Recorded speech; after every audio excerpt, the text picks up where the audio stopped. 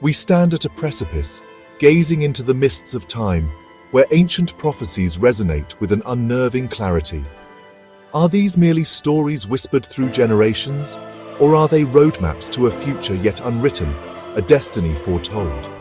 Throughout history, believers have awaited the signs of the apocalypse and the emergence of the Mahdi, the promised savior in Islam.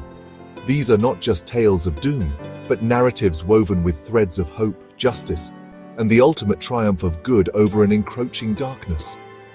What if these signs are unfolding before our very eyes, subtle shifts in the fabric of our world, heralding a transformation of cosmic proportions? Join me as we embark on a journey into the heart of these profound Islamic prophecies. We will explore the intricate tapestry of events said to precede a new era, examining the portents that have captivated minds and stirred souls for centuries. This is not a quest for fear, but for understanding. To understand the signs is to understand the human condition, our enduring search for meaning, and our collective yearning for a world redeemed. The air itself seems to hum with anticipation, a silent acknowledgement that something monumental may be on the horizon. Together, we will delve into the scriptures, the interpretations, and the deep spiritual significance of these foretold events. We will look at the shadows of corruption, the tremors of disaster, and the whispers of a coming guide. This exploration is an invitation to ponder, to reflect, and perhaps to see our own world through a different lens. A lens polished by the wisdom of ages and focused on a future that promises both trial and ultimate salvation. Let us begin. Imagine a world where the scales of justice are not just tipped, but shattered. This is one of the first whispers of the approaching end, a pervasive and expanding corruption that seeps into every corner of society. It's not merely about grand acts of villainy, but the subtle erosion of integrity, the normalization of deceit, the casual cruelty that becomes commonplace. We are told that injustice will no longer be an aberration, but a suffocating atmosphere, where the powerful prey upon the vulnerable with impunity, and the cries of the oppressed seem to fade into an indifferent silence. This moral decay is not a sudden storm, but a slow, creeping tide, rising almost imperceptibly until it threatens to drown all that is good. The prophecies speak of a time when class divisions will deepen into unbridgeable chasms. The rich will flaunt their opulence, insulated from the suffering of the masses, while the poor will struggle for mere survival, their dignity eroded by systemic neglect. This isn't just economic disparity. It's a spiritual sickness, a society that has lost its compassion, its empathy, its very soul. The moral compass, once a guide for humanity, will spin erratically, leaving people adrift in a sea of ethical confusion. The very fabric of community begins to unravel, thread by thread, as trust diminishes and selfishness reigns supreme. This is the grim landscape painted by the prophecies, a world teetering on the brink. As the shadows of corruption lengthen, so too does the light of moral virtue begin to dim. The prophecies forewarn of a period where foundational ethical principles, once the bedrock of society, are systematically undermined and discarded. Consider the practice of usury, or exploitative interest. We are told it will become so rampant, so deeply embedded in the economic system, that it will be nearly impossible to avoid its touch, ensnaring individuals and nations alike in cycles of debt and despair. This isn't merely a financial transaction. It's a symptom of a society that prioritizes profit over people, a world where greed eclipses grace.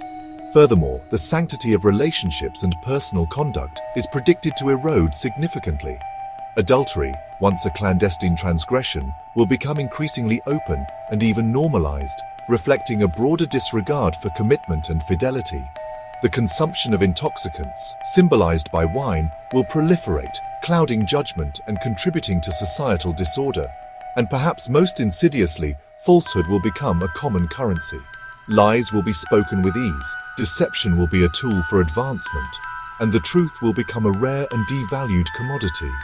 This decline isn't just about individual failings, but a collective drift away from the guiding stars of integrity and righteousness, a societal amnesia of what it means to live a virtuous life. The prophecies paint a stark picture not only of moral and social decay, but also of a world seemingly at war with itself, groaning under the weight of human transgression. We are told to anticipate an increase in silent earthquakes, tremors that may not always make headlines, but whose cumulative effect is one of pervasive instability and fear, a constant reminder of the fragility of our existence. These are not just geological events, they are symbolic of the shaking of foundations, both literal and metaphorical. Famine and drought will stalk the lands, not merely as consequences of natural cycles, but perhaps exacerbated by human mismanagement, conflict, and a disregard for the delicate balance of the earth. Alongside these natural calamities, the specter of devastating wars looms large in these apocalyptic visions. Conflicts will erupt with terrifying ferocity, consuming lives and laying waste to civilizations. These wars are depicted not as isolated incidents, but as part of a broader pattern of escalating violence and global unrest, fueled by the very corruption and moral decay we've discussed. The Earth itself will seem to cry out, its resources depleted, its climates disrupted, its ability to sustain life compromised. It is a vision of a planet in distress, reflecting the turmoil within the human heart, a harrowing testament to the consequences of straying from a path of harmony and respect for creation. Amidst the rising tide of chaos and despair, the prophecies also speak of profound political upheavals, specifically the dramatic fall of oppressive regimes. It is said that tyrannical governments, systems built on fear, injustice, and the suppression of human dignity, will begin to crumble under their own weight. Imagine these deeply entrenched powers, seemingly invincible, suddenly finding their foundations shaking, not just from external pressures, but from the internal rot of their own corruption. This collapse is not presented as a mere shift in political winds, but as a divinely ordained correction, a clearing of the path for something new, something more just. A key element in this prophetic narrative is the foretold downfall of specific tyrannical entities, among them a figure or regime often referred to as the Sufyani. While interpretations may vary, the essence is the collapse of a powerful, unjust ruler or system that has sown discord and oppression. This event is often seen as a critical precursor, a sign that the old order is truly breaking apart, creating a vacuum and a desperate need for righteous leadership. The fall of such tyrannies is not just a political event. It carries immense symbolic weight, signifying that no matter how strong oppression may seem, it is ultimately unsustainable in the face of a divine plan for justice and liberation. Delving deeper into the prophecies surrounding political turmoil, we encounter the specific figure of the Sufyani. This is not just any tyrant, but one whose emergence is a particularly potent sign. He is described as a ruler who will rise from the Levant, the historical region encompassing modern-day Syria, Lebanon, Jordan, Palestine, and Israel. His reign is prophesied to be marked by extreme cruelty, bloodshed, and a relentless opposition to the forces of good. His appearance signifies a period of intense trial and tribulation, a dark chapter before the dawn. The Sufyani is often depicted as a charismatic but utterly ruthless leader who will consolidate power through violence and deception. His primary role in the apocalyptic narrative is that of a direct antagonist to the Mahdi, the promised savior. The Sufyani's armies will spread terror and corruption, specifically targeting those who hold on to faith and justice. His campaign is one of unbridled oppression, seeking to extinguish any spark of hope or resistance. The emergence of this figure, therefore, serves as a stark warning, a penultimate darkness that tests the resolve of believers. It is a sign that the cosmic struggle between good and evil is reaching a critical juncture, and that the time for the Mahdi's appearance to counter this tyranny is drawing perilously near. The very name Sufyani has become synonymous with this prophesied oppressor. Amidst the crescendo of chaos, corruption, and tyranny, a sign of a completely different nature is prophesied. A clear, unmistakable voice that will resonate from the heavens. This is not a subtle whisper or a personal revelation, but a universal announcement heard by all, regardless of their language or location. The prophecies state that this celestial call will declare the truth and, crucially, will announce the emergence of the Mahdi, identifying him by name and lineage. Imagine the profound impact of such an event, a direct divine intervention cutting through the noise and confusion of the world, leaving no room for doubt about its origin or its message. This heavenly voice, often referred to as Al-Nida or Al-Sayha, serves as an irrefutable confirmation, a divine endorsement of the Mahdi's legitimacy. It is foretold to be a moment that separates truth from falsehood with absolute clarity, rallying the believers and striking fear into the hearts of the unjust. For those who have been waiting, for those who have endured the trials, this voice will be a beacon of hope, a signal that the promised deliverance is at hand. It marks a turning point, shifting the narrative from one of escalating despair to one of imminent redemption, a powerful testament to divine guidance in humanity's darkest hour. Among the more somber and specific signs heralding the Mahdi's imminent arrival is the tragic event known as the murder of Al-Nafs al-Zakiyya, which translates to the pure soul or the innocent soul. This prophecy speaks of a righteous individual, often described as a messenger or a prominent figure from the lineage of the Prophet Muhammad, who will be unjustly killed. The location of this heinous act is also specified. It will occur between the Ruqayyin, or the corner of the Kaaba, and the Maqam, the station of Abraham, within the sacred Masjid al-Haram in Mecca, the holiest site in Islam. This sacrilegious act, the shedding of innocent blood in such a sanctified place, is a profound violation. The killing of this innocent soul is not just a random act of violence, it is a deeply symbolic event. It signifies the extent of the moral depravity that will have gripped a segment of the world, showing that even the most sacred spaces are not immune to desecration. This event is said to occur just a short period, maybe even mere days, before the Mahdi makes his public appearance. It serves as a final, shocking catalyst, an outrage that galvanizes the forces of good and signals that the time for divine intervention and the establishment of justice is absolutely critical. The martyrdom of Al-Nafs al-Zakiyya is thus a sorrowful but necessary precursor, a dark prelude to the Mahdi's righteous stand. As the world stage becomes increasingly fraught with turmoil and oppression, another crucial sign is foretold, the emergence of a righteous uprising from Yemen. This movement, often led by a figure known as the Yamani, is described as one of the most guided and pure movements to appear before the Mahdi.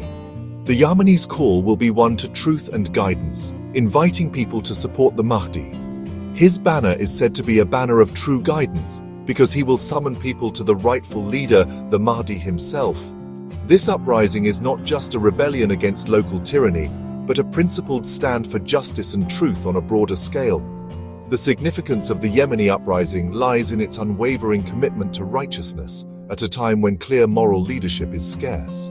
It is depicted as a beacon of hope arising from the south, a force that actively works to pave the way for the Mahdi's mission. Believers are often advised that should the Yamani emerge, they should hasten to his aid, even if it means crawling over snow, highlighting the importance and legitimacy of his cause. This uprising serves as a critical supportive movement, preparing hearts and minds for the advent of the Mahdi, and distinguishing itself by its clarity of purpose and its dedication to the true path amidst widespread confusion. Perhaps one of the most formidable and honestly terrifying signs spoken of in Islamic eschatology is the emergence of the Dajjal, often translated as the Antichrist or the Great Deceiver. This figure is not merely a tyrant, but a master of illusion, a seditious entity who will possess extraordinary powers to mislead humanity. He is prophesied to claim divinity, performing apparent miracles, making the sky rain, the earth produce vegetation, healing the sick and even raising the dead, all in an attempt to beguile people into worshipping him. His trials will be so potent that even the steadfast will find their faith tested.